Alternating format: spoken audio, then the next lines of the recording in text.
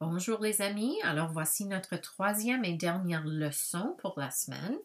On va regarder comment résoudre des problèmes à l'aide de diagrammes et surtout nous regardons l'aire de la surface et le volume des figures à trois dimensions.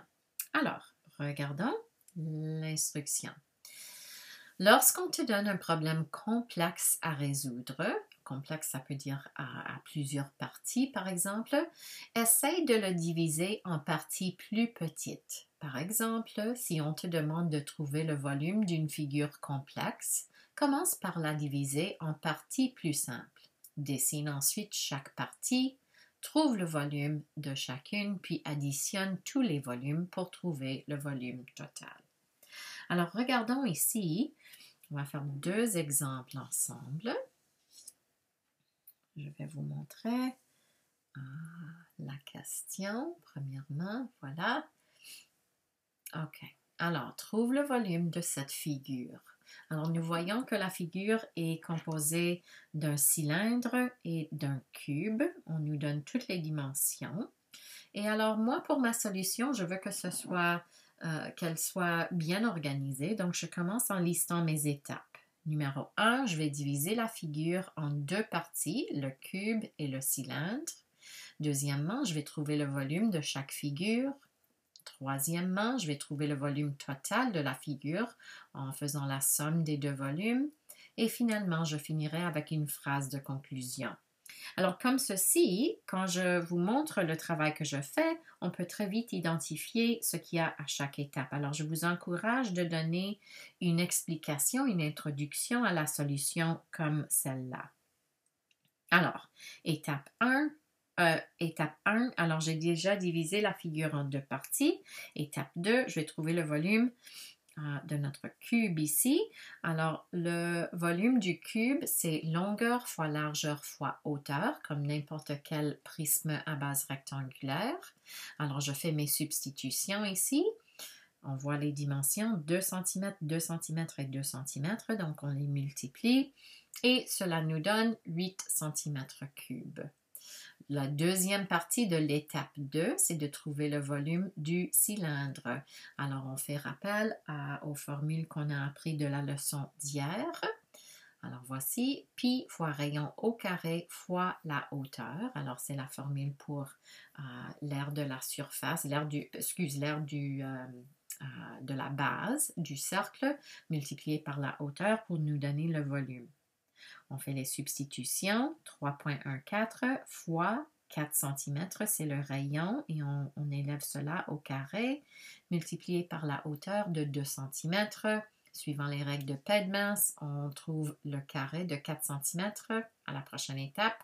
Donc 3,14 fois 16 cm carrés fois 2 cm carrés. En utilisant sa calculette, ça nous donne 100,48 cm3. Alors voilà le deuxième volume. Étape 3, je me rappelle ce que j'ai écrit ici. Je vais trouver le volume total de la figure. Alors voici, volume total égale volume du cube plus le volume du cylindre. Je fais mes substitutions ici, 8 cm3 plus 100,48 cm3, ce qui me donne un volume de 108,48 cm3. Ma dernière étape, c'est la phrase de conclusion. Et voilà, je vais glisser un petit peu la feuille pour qu'on puisse voir un peu mieux. Le volume total de cette figure est de 108 cm3. OK? J'ai arrondi là. Si la question te demande d'arrondir, tu peux arrondir. Sinon, n'arrondis pas. Alors, on va faire un deuxième exemple ensemble. Cette fois, il faudra trouver l'aire de la surface. Alors, regardons ensemble. Exemple 2. Je vais glisser pour que vous puissiez voir la question pour commencer. OK, voilà. Calcule l'aire de la surface de cette figure. Et on voit c'est une petite cabane ici. On a premièrement un prisme à base carrée, en fait, ici, 10 cm par 10 cm avec une hauteur de 15 cm et un prisme triangulaire par-dessus. Alors, j'ai commencé comme l'autre question en énumérant mes étapes. Donc, numéro 1, je vais diviser la figure en deux parties, prisme rectangulaire, prisme triangulaire. Deuxièmement, je vais trouver l'aire de la surface de chaque figure, mais j'ai mis une astérix ici. Je dois me rappeler de ne pas inclure la base du prisme triangulaire ni le dessus du prisme rectangulaire. Ce sont les faces qui seront cachées ici entre le prisme rectangulaire et prisme triangulaire, mais j'inclus toutes les autres surfaces. Numéro 3, je vais trouver l'aire de la surface totale de la figure en faisant la somme des deux aires de la surface. Et finalement, phrase de conclusion. Alors, commençons ici. Étape 1, on a divisé la figure déjà. Étape 2, je vais trouver l'aire de la surface du prisme rectangulaire. Alors, voilà. Alors, on a la base ici, et comme on a dit, on n'a pas besoin de l'autre face ici. Alors, c'est longueur fois largeur. On a 2 fois longueur fois largeur, longueur fois hauteur.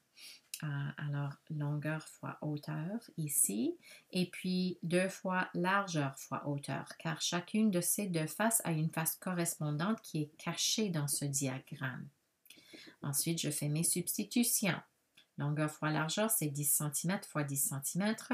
2 fois longueur fois hauteur, 2 fois 10 cm fois 15 cm, plus 2 fois la largeur 10 cm fois la hauteur 15 cm.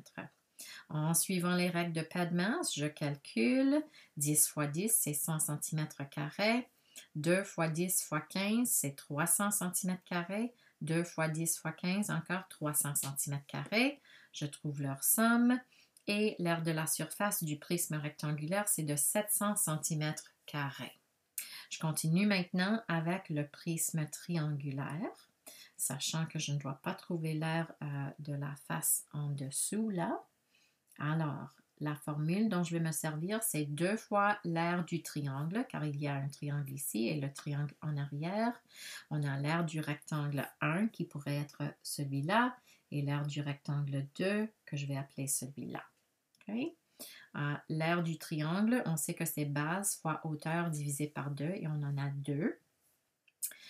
L'aire de chacun des rectangles sera longueur fois largeur, longueur fois largeur.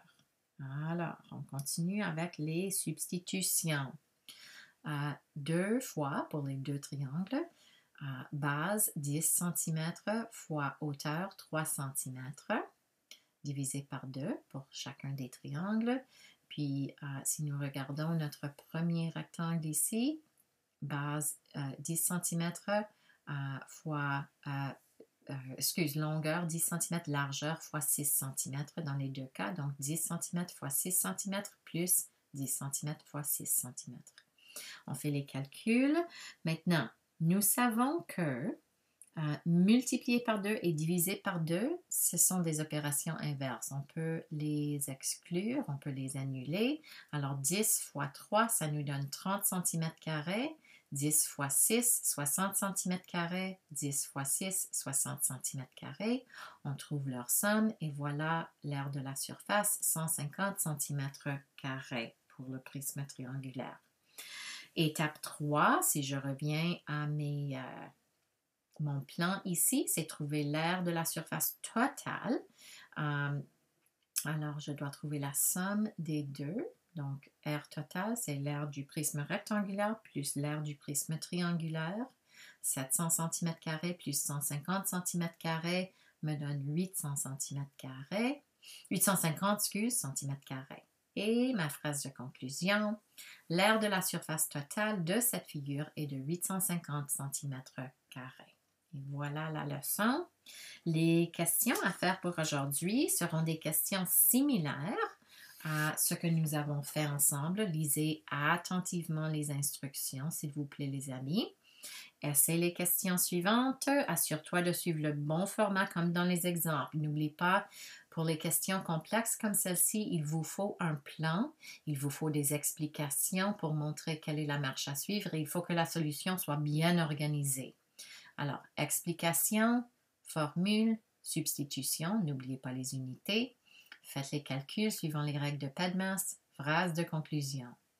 Tu peux utiliser ta calculatrice et arrondis ta réponse seulement si les instructions te le demandent. On va faire les questions de la page 384, numéro 3, 4 et 12. N'oubliez pas que demain, on aura un petit quiz. N'oubliez pas de le soumettre avant la fin de la journée vendredi. Merci beaucoup les amis. Si vous avez des questions, envoyez-moi un courriel. Bye bye.